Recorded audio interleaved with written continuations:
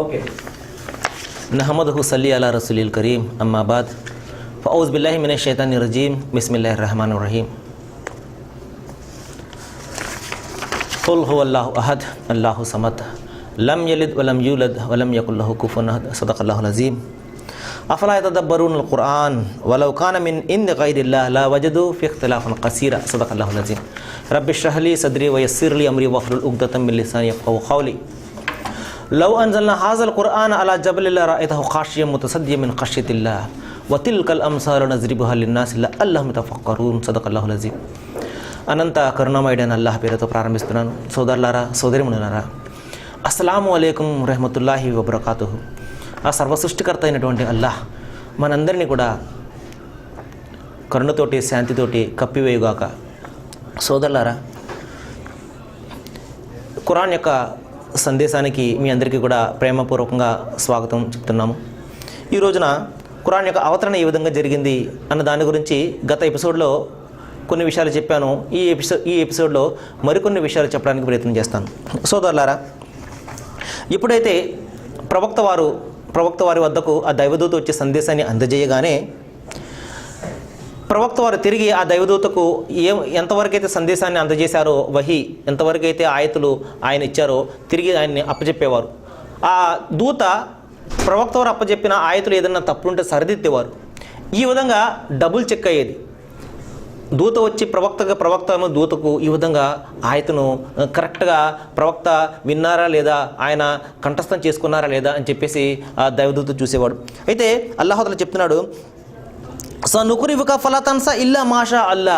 ప్రవక్త వారు ఏం చేసేవారంటే ఆ వహీని జ్ఞాపకం చేసుకోవడం కోసం త్వరగా నాలుగును ఆడించేవారు. అప్పుడు అల్లాహ్ తఆలా చెప్తున్నాడు, ఓ నబీ, ఓ ప్రవక్త, మీరు దాని గురించి ఏమాత్రం కూడా ఆలోచన పెట్టుకోకండి. ఈ గ్రంథాన్ని గుండెల్లో భద్రపరిచే బాధ్యత నాది, కంఠస్థం చేయించే బాధ్యత నాది. కాబట్టి దాని గురించి మీరు ఆతృత పడకండి, నాలుగును త్వరగా ఆడించకండి. మీరు శ్రద్ధగా వహీని వినండి, తర్వాత ఒక్కసారి వినగానే మీ మనసులో అది నాటుకుపోతుంది. ఆ బాధ్యత నాది అని చెప్పేసి భరోసా ఇవ్వడం జరిగింది. ఎప్పుడైతే జిబ్రీల్ దైవదూత వచ్చి సందేశాన్ని అందజేయగానే ప్రవక్త వారికి అది మనసులో నాటుకుపోయేది. కాబట్టి వెంటనే దైవదూత వెళ్ళిపోగానే ప్రవక్త వారు తన ఆస్థాన వహీను రాసే కాతిబిన్ వహీ అంటారు. వహీను ఆ యొక్క సందేశాన్ని రాసే ఒక లేఖకుని పిలిపించేవారు. ఆయన పేరు జైద్ బిన్ సాబిత్. ఆయన వెంటనే ఆయన పిలవగానే ప్రవక్త వద్దకు వచ్చిన వెంటనే ప్రవక్త వారు అంతవరకు దైవదూత ఏ ఆయతులను ఏ వాక్యాలను ఆయన అవతరణ చేశారో ఆ వాక్యాలను ఆయన చేత తన శిష్యుని చేత కంఠస్థం చేయించేవారు. తిరిగి శిష్యుని చేత తిరిగి వినేవారు. ఈ విధంగా సరిగ్గా విన్నారా, సరిగ్గా వహీ వచ్చిందా లేదా అని చెప్పేసి, సరిగ్గా ఆయతులు ఆయన కంఠస్థం చేసుకున్నారని చెప్పేసి ఈ విధంగా 2 సార్లు చెకింగ్ జరిగేది. ఒకసారి దైవదూత ప్రవక్తకు వినిపించేవారు, ప్రవక్త దైవదూతకు వినిపించేవారు, తిరిగి ప్రవక్త తన యొక్క లేఖకునికి వినిపించేవారు, తిరిగి లేఖకుడు ప్రవక్త వారికి వినిపించేవారు. ఈ విధంగా డబుల్ చెక్ జరిగింది. అంతేకాకుండా ప్రవక్త వారు ఏదైనా ఆయతులు లేదా కొన్ని సూరాలు అవతరించగానే వీటిని ఆ పలానా సూరాల పక్కన దీన్ని చదువుకో అని చెప్పేసి ఆయన చెప్పేవారు. ఈ విధంగా ఖురాన్ 23 సంవత్సరాల జీవితకాలంలో, ప్రవక్త వారి జీవితకాలంలోనే దాని కూర్పు కూడా పూర్తి అయిపోయింది అనమాట. అంటే మొత్తం కూర్పు ఏ విధంగా అయితే ఈ రోజున మనం ఖురాన్ చదువుకుంటున్నామో అదే ఆర్డర్ తోటి ఆ ఖురాన్ కూర్పు ప్రవక్త వారి జీవితకాలంలోనే పూర్తి అయిపోయింది. అయితే ఖురాన్ పుస్తక రూపంలో తప్పించి మనసుల్లో మాత్రం భద్రంగా ఉండింది. అయితే కొంతమంది ఏం చేసేవారంటే పెద్ద పెద్ద చర్మాల మీద, పెద్ద పెద్ద ఆకుల మీద కొన్ని వాక్యాలు, కొన్ని అధ్యాయాలు రాసి ఇంట్లో పెట్టుకునేవారు. అయితే ఒక పుస్తక రూపంలో అప్పుడు ఎంత మాత్రం కూడా లేదు. కేవలము హాఫీజుల రూపంలో, కంఠస్థం రూపంలో హృదయాల్లో భద్రపరిచి ఉంది అప్పటికి ఖురాన్. అయితే ప్రవక్త వారు చనిపోయిన తర్వాత హజరత్ అబూబకర్ రజల్లాహు తఆలా వారు ఆయన మొదటి ఖలీఫాగా ఎన్నికైనప్పుడు అనేకమైన యుద్ధాలు జరిగాయి. అప్పుడు ఆ యుద్ధాల్లో చాలామంది, సుమారు ఒక 700 మంది హాఫీజ ఖురాన్లు అమరగతి పొందడం జరిగింది, షహీద్ అయిపోవడం జరిగింది. అప్పుడు అందరికీ కూడా భయం పట్టుకుంది. అరే హాఫీజ ఖురాన్లు చనిపోతే మరి ఖురాన్ యొక్క రక్షణ ఎలాగా అని చెప్పేసి అప్పుడు హజరత్ ఉమర్, రెండవ ఖలీఫా గారు అయినటువంటి హజరత్ ఉమర్ రజల్లాహు తఆలా వారు వచ్చి అబూబకర్ వారితో మనము ఖురాన్ గ్రంథస్థం చేద్దాము అని చెప్పేసి ఆయన చెప్పడం జరిగింది. దానికి అబూబకర్ వారు రజల్లాహు తఆలా లేదు, ప్రవక్త వారు చెప్పనిది నేను ఎలా చేస్తానని చెప్పేసి ముందు కాదన్నా, తర్వాత అవసరార్థము ఇది తప్పనిసరిగా చేయాల్సిందే అని చెప్పేసి ఖురాన్ ఒక గ్రంథస్థం రూపంలో చేయడానికి కోసం పూనుకోవడం జరిగింది. అప్పుడు ఏం చేశారు అంటే ప్రవక్త వారి కాలంలో ఆయన స్వయంగా ఆయన చెప్తే రాసినటువంటి ఆ లేఖకుడు జైద్ బిన్ సాబిత్ని పిలిచి ఓ జైద్ బిన్ సాబిత్, మీరు ఏ విధంగా ఒక అథెంటికల్ కాపీని ఖురాన్ ఒక గ్రంథస్థం చేయాలి అనగానే జైద్ బిన్ సాబిత్ అల్లాహ్ తఆలా ఆయన కరుణించగాక ఆయన చాలా కష్టపడి అంతవరకు ఎవరి వద్ద అయితే ఖురాన్ ప్రతులు ఉన్నాయో, కొంతమంది సూర్య బకర్ రాసుకుంటే, కొంతమంది సూర్య ఆల్ ఇమ్రాన్ రాసుకుని ఉంటే, ఈ విధంగా ప్రతి ప్రజల వద్దకు అందరి వద్దకు కూడా ఎంతో కొంత ఖురాన్ ఉండేది, ఎంతో కొంత. వారందరినీ పిలిచి వారందరినీ గ్యాదర్ చేసి ఆ తర్వాత అప్పుడు ఉన్నటువంటి హాఫీజ ఖురాన్ కంఠస్థం చేసుకున్న వారందరినీ పిలిచి ఒక అథెంటికల్ కాపీని తయారు చేయడం జరిగింది. పూర్తిగా సూర్య ఫాతిహా నుండి సూర్య నాస్ వరకు కూడా మొత్తం 114 అధ్యాయాలతోటి గ్రంథ రూపంలో మొట్టమొదటిసారిగా రాయడం జరిగింది. దానికి ఆయన ఎన్నుకున్న సోర్సెస్ ఏంటంటే హాఫీజులు ఖురాన్ హృదయంలో కంఠస్థం చేసుకున్న వాళ్ళు. ఎందుకంటే చేత్తో రాసిన ఖురాన్లో తప్పులు ఉండొచ్చు, కానీ కంఠస్థం చేసుకునేది ఎంత మాత్రం కూడా పొరపాటు అయ్యే అవకాశం ఉండదు. ఎందువల్లంటే ఏదైనా పొరపాటు మాట్లాడితే వెంటనే పక్కన వాడు చెప్పేసేవారు, నువ్వు ఈ విధంగా ఇది తప్పు, ఈ విధంగా చదువుకోకూడదని చెప్పేసి. ఈ విధంగా ప్రవక్త వారి కాలంలోనే చాలామంది హాఫీజ ఖురాన్లు ఉన్నారు. అందరినీ కూడా ఖురాన్ కంఠస్థం చేసుకున్నవాళ్ళు. వారందరినీ పిలిచి ఒక అథెంటికల్ కాపీని తయారు చేసి ప్రవక్త వారి భార్య అయినటువంటి హజరత్ హఫ్సా రజియల్లాహు తఆలా వద్ద పెట్టడం జరిగింది. ఆ తర్వాత మూడవ ఖలీఫా అయినటువంటి హజరత్ ఉస్మాన్ రజియల్లాహు తఆలా కాలంలో ఏం చేశారంటే ఈ యొక్క అథెంటికల్ కాపీ హజరత్ హఫ్సా రజియల్లాహు తఆలా వారి వద్ద ఉన్నటువంటి ఈ యొక్క కాపీని చూసుకుని అనేకమైన ప్రతులు తయారు చేసి మొత్తం అప్పుడు ఇస్లామీయ రాజ్యాలు చాలా ఎక్కువగా వ్యాపించిపోయి ఉన్నాయి కాబట్టి ప్రతి గవర్నర్ వద్దకు కూడా ఈ ఖురాన్ పంపించడం జరిగింది. మరి ఆ రోజున పంపినటువంటి ఖురాన్లో 2 ఖురాన్లు ఈ రోజున కూడా టర్కీలోని ఇస్తాంబుల్ మ్యూజియంలోను మరియు రష్యాలోని తాస్కెంట్ మ్యూజియంలో ఈ రోజున కూడా భద్రపరిచి ఉన్నాయి. 1500 సంవత్సరాలకు పూర్వం ఉన్నటువంటి ఖురాన్, ఆ ఖురాన్ను తీసుకుని వచ్చి ఈ రోజున ప్రపంచంలో ఇప్పుడు లభ్యమవుతున్న ఖురాన్ను తీసుకుని పక్కన పెడితే ఒక్క అచ్చు కూడా, ఒక హల్లు కూడా పొల్లు పోకుండా ఉండడం అనేది ఇది మహా అద్భుతం తప్ప ఇస్లాం విమర్శకులు సైతము అంగీకరిస్తున్నటువంటి చారిత్రాత్మక సత్యం ఏంటంటే ఇది తప్పనిసరిగా దైవ గ్రంథమే. ఎందువల్లంటే వేరే గ్రంథానికి లేనటువంటి ఘనత ఈ యొక్క ఖురాన్కే ఉన్నది అని చెప్పడం జరిగింది. అయితే సోదరులారా, నేను ఖురాన్ పట్ల ఉన్నటువంటి హక్కులు ఏమిటి ఈ విషయాల గురించి నేను చెప్పడానికి ప్రయత్నం చేస్తాను. ఖురాన్ పట్ల మనకు 5 హక్కులు ఉన్నాయండి. ఒకటి ఏంటంటే విశ్వాసము, 2 పారాయణం చేయడము, 3 అవగాహన అర్థం చేసుకోవడము, 4 ఆచరణ చేయడము, 5 ప్రచారం చేయడము, దాని గురించి ప్రజలకు చెప్పడము. ఈ 5 హక్కులు ఖురాన్ పట్ల మనకు ఉన్నాయి. మనం ఈ 5 హక్కులు నెరవేర్చలేదనుకోండి, ఖురాన్ పట్ల మనం తౌహీన్ చేసిన వాళ్ళము, దాన్ని కించపరిచిన వాళ్ళము అవుతామని చెప్పేసి గమనించాలి. ఉదాహరణకు చూడండి, ఖురాన్ పట్ల విశ్వాసము, ఈమాన్ వత్ అజీమ్ అని పిలవడం జరుగుతుంది. అంటే ఖురాన్ దైవ గ్రంథమే అని చెప్పేసి, దైవం మానవాళి సంక్షేమం కోసము, ఇహపర సాఫల్యాల కోసము ఇచ్చినటువంటి గ్రంథము, మార్గదర్శకత్వం కోసం ఇచ్చినటువంటి గ్రంథం అని చెప్పేసి విశ్వాసం పెట్టాలి. ఇది మొట్టమొదటిది. అల్లాహ్ తఆలా చెప్తున్నాడు ఖురాన్లో, ఆమన రసూలు బిమా ఉంజిల ఇలైహి మిర్ రబ్బిహి వల్ ముమినూన్. ప్రవక్త తన ప్రభు తరపు నుండి తన వైపునకు ఏదైతే అవతరింప చేయబడిందో దాన్ని విశ్వసించాడు. అది ప్రవక్తను విశ్వసించే వారందరూ కూడా విశ్వసించారు. కాబట్టి ఖురాన్ పట్ల విశ్వాసం అనేది ప్రధానమైనది. అంతేకాకుండా సత్యం రీత్యా, న్యాయం రీత్యా నీ ప్రభు హక్కు పరిపూర్ణమైనది. ఓమన్ అస్దకు మినల్లాహి హదీసా, దైవం మాట కంటే, అల్లా మాట కంటే గొప్ప మాట ఇంకెవరిది కాగలుగుతుంది. కాబట్టి దైవం మాట, ఇందులో ఇంటరాక్షన్ ఉంటుంది, సంభాషణ ఉంటుంది. దాసుడు యజమానితో చేసే సంభాషణ ఉంటుంది, దైవము దాసునితో చేసే సంభాషణ ఉంటుంది. కాబట్టి ఈ సంభాషణ రూపంలో ఖురాన్ ఉంటుంది. ఇంకా అల్లాహ్ తఆలా చెప్తున్నాడు, ఓ మానవులారా, మీ వద్దకు నేను హితోపదేశాన్ని పంపించేశాను, మీరు దీన్ని విశ్వసించినట్లయితే మిమ్మల్ని ఆయన తన కారుణ్యంతో, తన అనుగ్రహంతో కప్పివేస్తాడు, ఇంకా స్వర్గానికి వెళ్ళే మార్గాన్ని చూపుతాడు. కాబట్టి మీరు తప్పనిసరిగా దీన్ని విశ్వసించండి అని చెప్పేసి. కాబట్టి ఖురాన్ పట్ల విశ్వాసం అనేది అది మొట్టమొదటి హక్కు. ఇక రెండోది ఏంటంటే ఖురాన్ యొక్క పారాయణము, తిలావత్ వత్ తర్తీల్ అని ఉర్దూ అని అరబిక్లో చెప్పడం జరుగుతుంది. అంటే ఖురాన్ను మధురంగా పారాయణం చేయడం. తిలావత్ అంటే అర్థం ఏంటంటే ఒక ఒంటె పిల్లను తిలావత్ అని చెప్పేసి చెప్పడం జరుగుతుంది. అంటే ఏంటంటే ఒంటె పిల్ల తన తల్లి ఒంటె ఎటువైపు వెళ్తుందో అటువైపు వెళ్తూ ఉంటుంది. ఈ విధంగా తిలావతే ఖురాన్ అంటే సహజంగా మనం పారాయణం చేసేయడం అనుకుంటాం.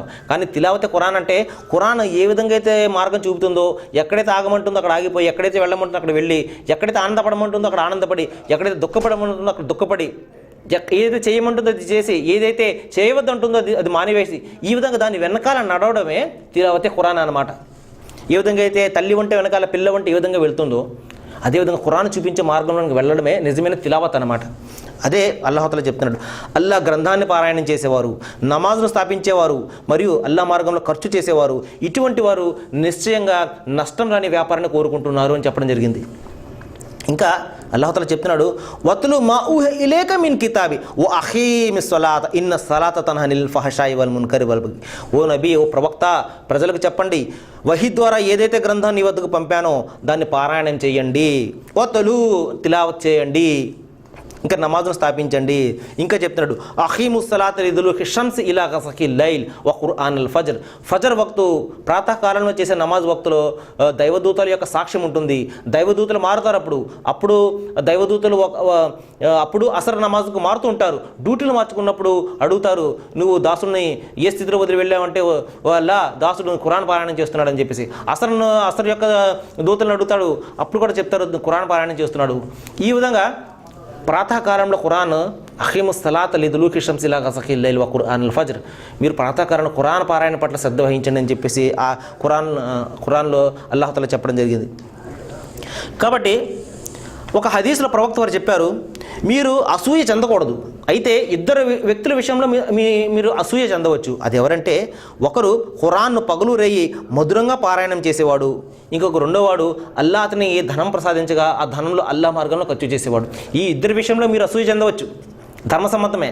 కానీ మిగతా వాళ్ళు అసూయ చెందకూడదు. కాబట్టి ఖురాన్ మధురంగా పారాయణ చేయడం అనేది చాలా గొప్పదైనటువంటి విషయంగా అక్కడ ప్రవక్త వారు చెప్పడం జరిగింది. ఇంకా అంతేకాకుండా అలీఫ్ లామ్ మీమ్ అనే ఖురాన్లో వాక్యాలు ఉన్నాయి. మాటలు, వాక్యం కూడా కాదు, పదాలు. అలీఫ్ అనే పదము, లామ్ అనే పదము, మీమ్ అనే పదము, ఈ ఒక్కొక్క పదానికి 10 పుణ్యాలు లభిస్తాయని చెప్పేసి ప్రవక్త వారు చెప్పడం జరిగింది.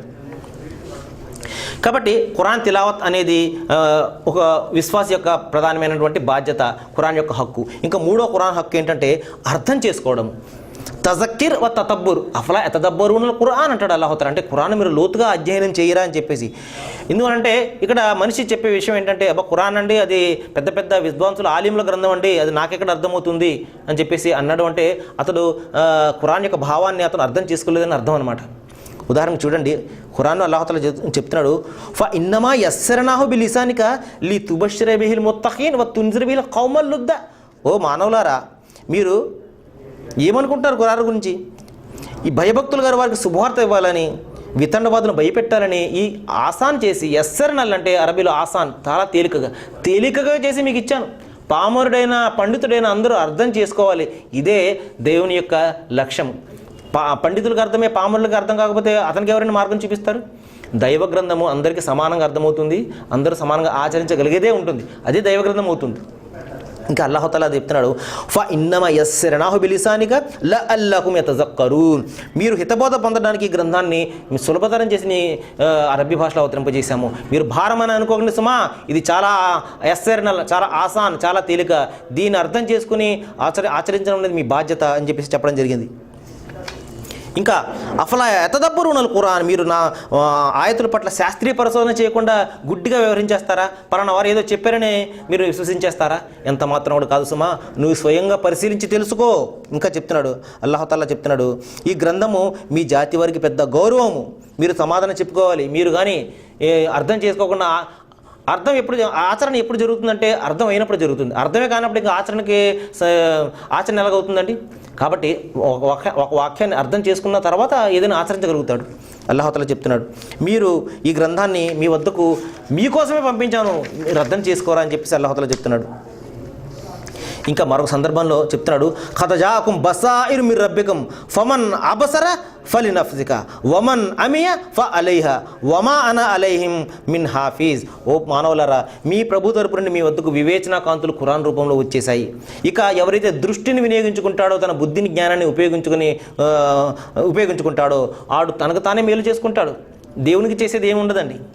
తనకు తానే స్వర్గానికి వెళ్తే తానే, నరకానికి వెళ్ళినా తానే. మరి గుడ్డిగా వ్యవహరిస్తే అతనే నష్టపోతాడు. నేను మాత్రం కావలివాణ్ణి కాను. ప్రవక్తతో చెప్పమంటున్నాడు. ప్రవక్త వారి యొక్క బాధ్యత వమా అలైనా ఇల్లల్ బలాగుల్ ముబీన్, మేము మెసేజ్ని, సందేశాన్ని అందజేయడం తప్పించి మరొక బాధ్యత మా మీద లేదు అని చెప్పడం జరిగింది. కాబట్టి ఈ విధంగా ఖురాన్ అనేది సమస్త మానవజాతి కోసము చాలా ఆసాన్గా, చాలా తేలికగా దైవం ఇచ్చినటువంటి గ్రంథము. ఒకవేళ ఆలోచించలేదనుకోండి, దానికి దైవము అల్లాహతల హెచ్చరిక కూడా చేస్తున్నాడు. వల్లజీన అసోఫీ ఆయతిన ముఆజిజీన ఉలాయిక సహాబుల్ జహీం. ఎవరైతే నా ఆయతులు కించపరచడానికి ప్రయత్నం చేస్తారో, కించపరచడం అంటే అర్థం ఏంటండి? దాన్ని సరిగ్గా చదవకుండా, లేకపోతే దాన్ని కొన్ని కార్యక్రమాల కోసం ప్రత్యేకంగా పెట్టేసుకోవడము, మనకు ఏదైనా ప్రేతాలు పట్టినప్పుడు అది చదువుకుని విడిపించుకోవడము, లేకపోతే తావీజుల రూపంలో మెడలో కట్టుకోవడము. నిస్సందేహంగా ఖురాన్ వలన ఇవన్నీ కూడా జరుగుతాయి. సముద్రం అంతా బెనిఫిట్ను ఖురాన్ ఇవ్వదలిస్తే మనం ఒక గ్లాసు మాత్రమే నాకు కావాలి అంటే అది అవివేకం కాదండి, అది దురదృష్టమే కదా. ఖురాన్ చెప్తుంది, సముద్రం అంతా పుణ్యాన్ని నేను ఇవ్వడానికి నేను రెడీగా ఉంటే నువ్వు చిన్న గ్లాసును కోరుతున్నావు ఏంటి అని అడుగుతుంది. నిస్సందేహంగా ప్రేత పిశాచాలు పోతాయి. దీనివలన మొత్తం శరీర రోగాలన్నీ కూడా మన నయమవుతాయి ఖురాన్ వలన. అది జరగడం లేదని చెప్పడం లేదు, తప్పనిసరిగా జరుగుతుంది. కానీ నిజమైన లక్ష్యం ఏంటంటే ఖురాన్ మనిషి దీన్ని అర్థం చేసుకుని ఆచరించి సమాజంలో ప్రచారం చేసి, సమాజంలో ఆ ఖురాన్ యొక్క లక్ష్యాన్ని నవ సమాజ స్థాపన కోసము అతను ప్రయత్నం చేయడం కోసము, ఆ ఖురాన్ స్థాపించడం కోసము మనకు ఖురాన్ రావడం జరిగింది. ఇదే చెప్తున్నాడు. ఇంకా 4వ హక్కు ఏంటంటే హుక్మో ఇకామత్, మీరు దాన్ని అనుసరించండి. ఎప్పుడైతే విశ్వసించి చదివి అర్థం చేసుకుంటాడో ఆ తర్వాత డ్యూటీ ఏంటంటే ఆచరణలో పెట్టాలి. బాగా చదివేసుకుని అలా కూర్చుంటే అది వ్యర్థం, అది ఆచరణలో పెట్టాలి. అదే చెప్తున్నాడు. ఎవరైతే అల్లాహ్ అవతరింపజేసిన చట్ట ప్రకారం తీర్పు చేయరో వారు అవిశ్వాసులు అని చెప్పడం జరిగింది. ఓ ప్రవక్త, ఎవరైతే ఈ గ్రంథాన్ని విశ్వసించి తమ నడివడుకను ఈ గ్రంథం అనుగుణంగా ఎవరైతే తీర్చిదిద్దుకుంటారో వారికి స్వర్గపు వనాలు సిద్ధంగా ఉన్నాయని శుభార్త వినిపించండి. కాబట్టి మనకు స్వర్గం దక్కాలంటే ఖురాన్ ఇచ్చినటువంటి ఆ యొక్క శాసనం ప్రకారం మనము మన సమాజాన్ని మార్చుకోవాలి, ఆచరణ చేయాలి. ఇక 5వ హక్కు ఏంటంటే తబ్లీగ్ వ తబయీన్, అంటే ఖురాన్ను ఈ మంచిని పెంపొందింపజేసే భాగంగా ప్రజలందరికీ కూడా ఇది చేరవేయాలి. ఎవరి వద్దకైతే ఈ సందేశం రాలేదో వారి వద్ద అందరి వద్దకు కూడా ఈ సందేశాన్ని మనం ఇవ్వాలి. అదే అల్లాహ్ తఆలా చెప్తున్నాడు, హాజా బలాగుల్ లిన్నాస్, సమస్త మానవజాతికి కూడా ఇది ఒక హితోపదేశము. ఇంకా చెప్తున్నాడు, యా అయ్యుర్ రసూల్ బల్లిగ్ మా ఉంజిల ఇలైక మిర్ రబ్బిక ఫమన్ బల్లగత్ అలా రిసాలతహు. ఓ ప్రవక్త, ఏదైతే నీ ప్రభు తరపు నుండి నీ వద్దకు వచ్చిందో అది మానవులందరికీ అందజేసేయి. ఒకవేళ నువ్వు అందజేయకపోతే ప్రవక్తగా నీ ధర్మాన్ని నిర్వర్తించానట్లే అని చెప్పడం జరిగింది. మరి ఇప్పుడు ప్రవక్త లేరు, మరి సమస్త మానవజాతికి కూడా అందజేసే బాధ్యత ముస్లింల మీద పెట్టాడు అల్లాహ్ తఆలా దేవుడు. కాబట్టి రేపొద్దున అల్లాహ్ తఆలా పడేదిన ముస్లింని అడుగుతాడు, ఓ ముస్లింలారా, మీరు ప్రవక్త తరపు నుండి వచ్చినటువంటి ఈ గ్రంథాన్ని సమస్త మానవజాతికి అందజేయండి. ఒకవేళ మీరు ఆ విధంగా చేయకపోతే ముస్లింలుగా మీ యొక్క బాధ్యతను నిర్వర్తించినట్లే అని చెప్పేసి హెచ్చరిక చేస్తున్నట్టుగా మనం భావించాలి. కాబట్టి సోదరులారా, దీన్ని ప్రచారం చేయడం అనేది ఖురాన్కు ఉండే చివరి హక్కుగా ఇక్కడ మనము ఆలోచించాలి. అయితే ఇప్పుడు విశ్వసిస్తేనే సాఫల్యము అని చెప్పేసి అల్లాహ్ తఆలా ఒకవేళ విశ్వసించకపోతే దీన్ని అనుసరించకపోతే నరకం అని చెప్పేసి అల్లాహ్ తఆలా హెచ్చరిక కూడా చేస్తున్నాడు. అల్లజీన యుమినూన బిమా ఉంజిల ఇలైక, ఎవరైతే ఇప్పుడు మేము అవతరింపజేయబడిన ఖురాన్ను విశ్వసిస్తారో వారు మాత్రమే రుజుమార్గంలో ఉన్నారు, వారు మాత్రమే సాఫల్యాన్ని పొందుతారని చెప్పడం జరిగింది. కాబట్టి సాఫల్యం పొందాలంటే, రుజుమార్గం రావాలంటే చివరి దైవ గ్రంథం ప్రకారము మన జీవితం ఉండాలి అని చెప్పేసి అక్కడ అల్లాహ్ తఆలా చెప్పడం జరిగింది. మరి చివరన చెప్తున్నాడు అల్లాహ్ తఆలా, ఒకవేళ నా ఇష్టం వచ్చినట్టు నేను జీవితం గడిపితే దానికి పర్యావసానం కూడా నువ్వే అనుభవించాలి, అది తీవ్రమైన నరకంలో నేను తీసుకువెళ్తుంది అని చెప్పడం జరిగింది. అయితే సోదరులారా, చివరిగా నేను ఖురాన్ పారాయణంలో తీసుకోవాల్సిన జాగ్రత్తల గురించి వివరించి నేను ముగించడానికి ప్రయత్నం చేస్తాను. మొట్టమొదటిసారిగా మనము ఖురాన్ పరిశుద్ధంగా వజుతోటి మనము తిలావత్ చేయాలి. అంతేకాకుండా ముందు ఔజు బిల్లాహి చదువుకుని తిలావత్ చేయాలి. బిస్మిల్లాహిర్ రహమానిర్ రహీం తస్మీ చదవాలి. తర్వాత రత్తిలిల్ ఖురాన్ తర్తీల, ఖురాన్ ఆగి నెమ్మదిగా పఠించాలి. ప్రవక్త వారు ఒక్కొక్క అక్షరాన్ని ఎంతో ఆగి నెమ్మదిగా పఠించేవారు. మధురంగా మనం పారాయణ చేయాలి. ఒకవేళ మనకు ఖిరాత్ బాగా వచ్చినట్లయితే మధురంగా, ఎందుకంటే ఖురాన్ ఎప్పుడైతే మనం మధురంగా పఠిస్తామో చుట్టూ ఉన్నటువంటి యొక్క దైవదూతలు మొత్తం సృష్టి అంతా కూడా మన వైపు ఆకర్షితమై ఖురాన్ శ్రద్ధగా వినడం జరుగుతుందన్నమాట. కాబట్టి తర్వాత ఖురాన్లో ఏదైనా ఖురాన్ ప్రవక్త వారు అన్నారు, మీరు ఖురాన్ను వినిపించి ఖురాన్ను చదివి విలపించండి అన్నారు. కొన్ని విషయాలు మనకి ఏడుపు తెప్పించే విషయాలు ఉన్నప్పుడు ఏడవండి అని చెప్పేసి ప్రవక్త వారు చెప్పారు. కాబట్టి కారుణ్యం ప్రస్తావన వచ్చినప్పుడు, శిక్ష ప్రస్తావన వచ్చినప్పుడు, కారుణ్య ప్రస్తావన వచ్చినప్పుడు అల్లాహ్ను కారుణ్యం కోసం వేడుకోవాలి. శిక్ష ప్రస్తావన వచ్చినప్పుడు భయంతో కంపించిపోయి శిక్ష నుండి రక్షించమని అల్లాహ్ను వేడుకోవాలి. కాబట్టి ఇంకా చివరిగా ఖురాన్ ప్రవక్త వారు చెప్పారు, మీరు బోర్ కొట్టనంత వరకు ఆనందంగా మీరు ఖురాన్ తిలావత్ చేయండి. ఎప్పుడైతే బోర్ కొడుతుందో వెంటనే దాన్ని మానివేయండి అని చెప్పడం జరిగింది. ఈ విధంగా చివరిగా ఒక ఆయతలో చదివి నేను ముగిస్తాను. అల్లాహ్ తాలా చెప్తున్నాడు, మీకు ఎంతో శ్రేష్టమైన వచనాన్ని నేను అవతరింపజేశాను. ఇది ఒకే పోలికలతో ఉన్న వివిధమైన భాగాలు గల గ్రంథము. చూడడానికి ఒక విధంగా ఉంటుంది, ఎన్నిసార్లు చదివినా మళ్ళీ చదవాలనిపిస్తుంది. బోర్ అనేది కొట్టనటువంటి గ్రంథం ఏదైనా ఉంది అంటే అది ఖురానే. కాబట్టి ఇందులో విషయాలు మాటిమాటికి పునరుక్తం చేయబడ్డాయి. అది విన్నప్పుడు తమ ప్రభువుకు భయపడే వారి యొక్క రోమాలు నెక్కబడుచుకుంటాయి అని చెప్పడం జరిగింది. మరి వారి హృదయాలు మెత్తబడి అల్లాహ్ దాస వైపునకు మరలుతాయి అని చెప్పడం జరిగింది. కాబట్టి ఇది అల్లాహ్ మార్గదర్శకత్వం. ఆయన తాను కోరిన వారిని తన సత్య మార్గం వైపు తీసుకుని వస్తాడు అని ఖురాన్ యొక్క ఆయత చెప్పడం జరిగింది. కాబట్టి సోదరులారా, ఎప్పుడైతే మనం ఈ ఖురాన్ యొక్క హక్కును నిర్వర్తించినప్పుడు తప్పనిసరిగా మనము ఆ దైవం యొక్క కరుణకు నిజమైన మార్గదర్శకత్వానికి పాత్రులయ్యే భాగ్యం అప్పుడే మాత్రం మనకు దక్కుతుందని చెప్పేసి గమనించాలి. నేను అల్లాహ్కు దువా చేస్తున్నాను, ఏ విషయాలైతే మనం ఇక్కడ విన్నామో వాటిని బాగా అర్థం చేసుకుని ఆచరించి తెలియని వారికి తెలియజేసే జ్ఞానాన్ని, శక్తిని అల్లాహ్ తాలా మీకు నాకు మనందరికీ కూడా ప్రసాదించుగాక. వాఖిరు దావానా అల్హమ్దులిల్లాహి రబ్బిల్ ఆలమీన్.